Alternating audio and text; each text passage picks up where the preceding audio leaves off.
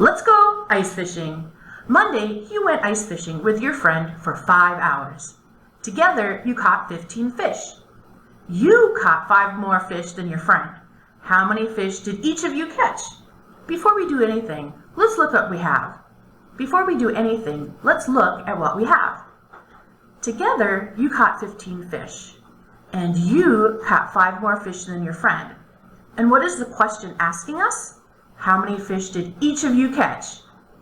First off, let's let x be the number of fish caught by your friend. Now, what would the equation look like? We would have fish caught by your friend plus fish caught by you should equal the total number of fish caught together. Let's put some variables in there. Well, we already said x is the number of fish caught by your friend plus the number of fish caught by you. Now, if we review for a second, you caught 5 more fish than your friend. So that would be how many fish your friend caught plus 5. That should equal the fish that you caught together. Now together, you caught 15 fish. We have our equation, so let's solve. We're going to be solving for x. That gives us x plus 5 equals 15. The first thing we want to do is collect like terms. X plus x is 2x. Now we want 2x by itself.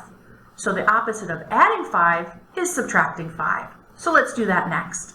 On the left side of the equal sign, we'll have 2x. 15 minus 5 is 10. Well, we still don't have x by itself. Now, whenever we have a number next to a variable, it means to multiply. And the opposite of multiplying is dividing. So we're going to divide by whatever is hooked to our variable. That means we'll divide both sides of the equal sign by 2. This gives us x equals 5. Cool, but is that actually my answer? Well, the question asks, how many fish did each of you catch?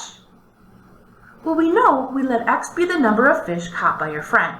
Since x is 5, your friend caught 5 fish. What about you?